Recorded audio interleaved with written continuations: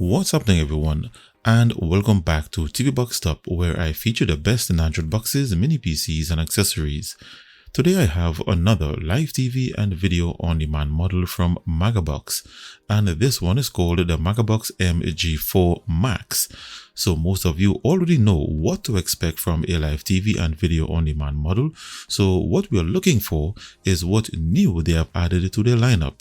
So my review of this latest model begins right after this.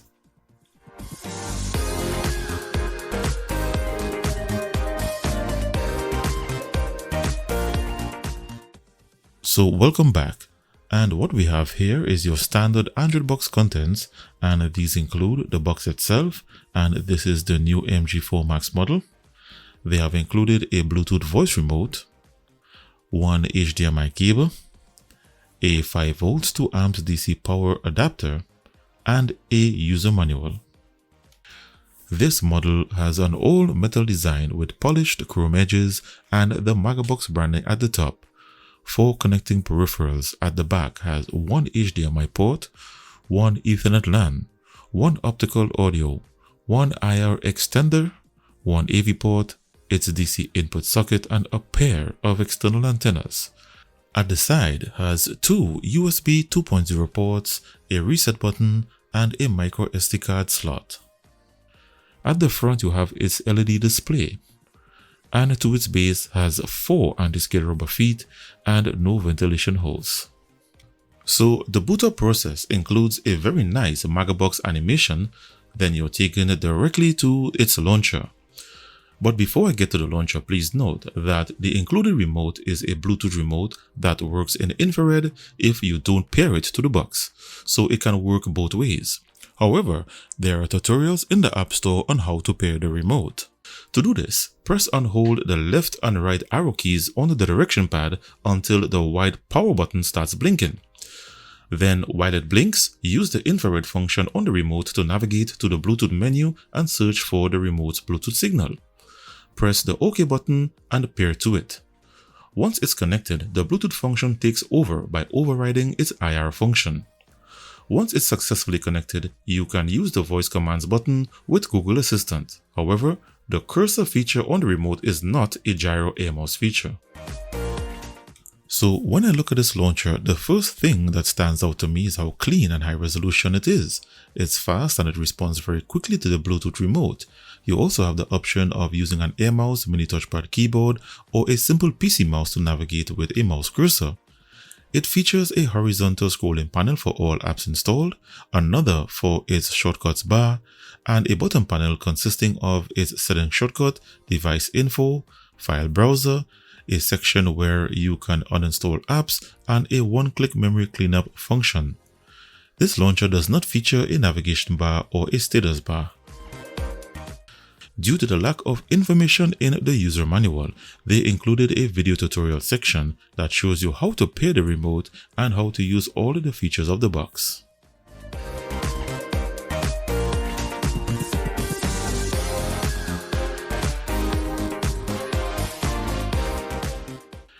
Now a look at its firmware features. So it's running on Android 12 based on the Android TV version. However, if you take a look at its Google Play Store, it's the mobile version, so I guess that this is one of those hybrid type firmware. It has a 4K display up to 60Hz and a true 60Hz as detected by my capture card. It has auto HDR feature, HDR always on, and the option to disable HDR by setting it to SDR. It has built-in screen rotation, but it does not work even if you disable the force landscape feature. It has up to 10-bit color depth. It features auto frame rate switching, HDMI CEC options. It has a game mode feature, and under display format selection, it only supports HDR10 and HLG. For audio, you can switch between HDMI and optical audio. You can enable HDMI audio pass-through. And under audio formats, it shows that it does not support any surround sound audio formats. For system and hardware info, The manufacturer is Allwinner and it runs on 4GB of DDR4 RAM and 128GB of internal storage with Bluetooth 5.0. Its CPU is the Allwinner H616 clocked at 1.5 GHz, configured in 32-bit mode, meaning it can only run 32-bit apps and games. Its GPU is the Mali G31 with Open GL ES version 3.2. Its network adapter supports dual band 2.4 plus 5 GHz. Its Android OS version is Android 12 and it's rooted. Under devices shows that its GPU has Vulkan support API version 1.1. It has an idle operating temperature of around 58 degrees Celsius. And under codecs, it only has decoders for the playback of 4K HDR and HLG videos. There are no AV1 or Dolby Vision video decoders, nor does it have any surround sound audio decoders. And that's its system and hardware info. For digital rights management and root access, its DRM info shows that it has Google Widevine Level 3 with no HDCP protection. And the Root Checker app shows that the firmware is rooted. This means streaming subscriptions such as Netflix Prime Video and Disney Plus will be restricted to basic 480p resolution. For voice commands with the Bluetooth remote, you can only command opening apps and controlling firmware features such as volume. It does not have Google Assistant feature.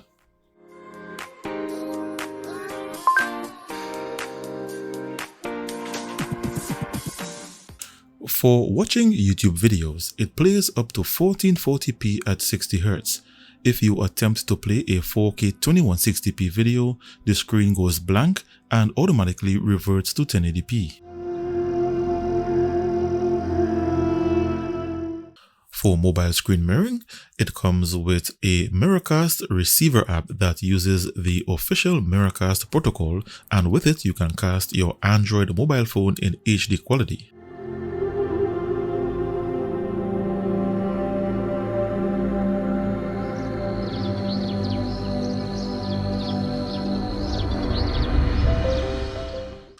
Playing 4K videos, as we already saw, can only process HDR10 and HLG. However, in my testing, I could only get it to process HDR10 and not HLG. So here's an HDR10 video, and it triggers the HDR10 feature.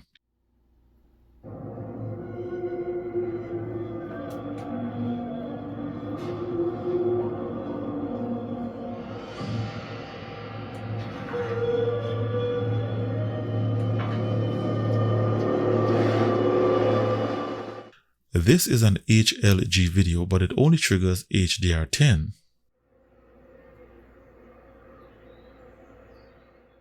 Here's another official HLG video, and it also triggers HDR10.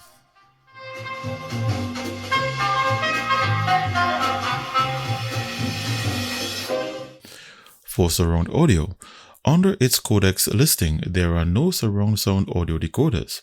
However, if you set its advanced audio options to audio pass-through, you can get some Dolby and DTS formats. So these formats include Dolby Atmos,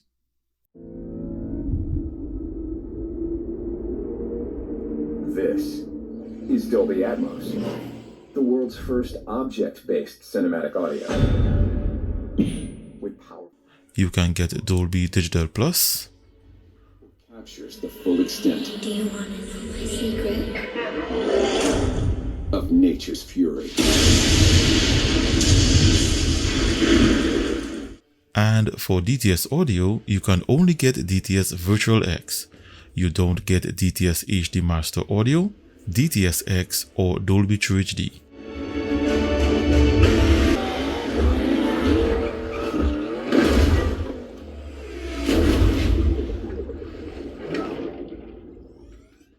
For Android gaming, this box was not designed for high-performance gaming, but if you set games on low to medium graphics settings, you can get some games to play smoothly.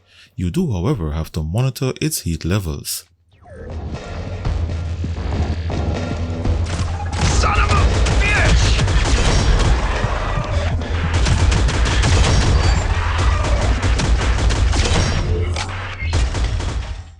Now for some benchmarks and where it ranks on my chart. For RAM and internal storage, it has a RAM copy speed of 2921 megabytes per second. Its internal storage has a read speed of 156 megabytes per second and a write speed of 153 megabytes per second. For Wi-Fi and Ethernet LAN speed, based on a network speed of 315 megabits per second, its 5 GHz band and the LAN port achieved the maximum speed, also confirming that its LAN port is a gigabit LAN port. Its 2.4 GHz band maxed out at around 83 megabits per second. In the Geekbench 5 CPU benchmark, it scored 113 single-core and 399 multi-core.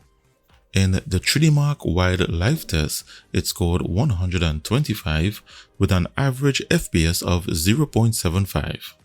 And in the Antutu benchmark version 8.45, it scored 77,755.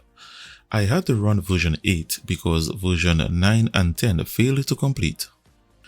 So with these scores, based on its Antutu benchmark, it ranks at position 80 on my TV Box rankings chart, and I gave it a 2 out of 5 star rating based on its hardware performance. This chart contains a list of new boxes, old boxes, high performance boxes, and those with low performance. If you are a hardware enthusiast or you need a specific feature from an Android box, this list can help you decide which is the best TV box to suit your needs. I also placed purchase links and coupon codes for your convenience. So to view this chart, see the link in the description below this video. So if you are interested in this MagaBox MG4 model, you can get it for $323, down from $359 using my 10% discount coupon which I place in the description below this video. Thanks for watching. Give this video the thumbs up to support the work that I do on this channel. It helps with the ratings and to acquire new and exciting products for review. So go ahead and smack that thumbs up button. I would really appreciate your support. The links in the description are also affiliate links, and when you use them to purchase, I earn a small commission that goes towards the upkeep of this channel, so thanks in advance for using my links. If you are tuning in for the first time, then I only ask before leaving that you click the subscribe button and ring the notifications bell. This is to ensure that you receive a notification when I release new videos, offer an open box deal, or decide to do a giveaway. If you would like to join my insider email list where you get the opportunity firsthand to purchase these live TV models and other high-end models at greatly reduced prices, send me an email at tvboxstop@gmail.com. So thanks for taking the time to watch this video. Stay connected and see you in the next one.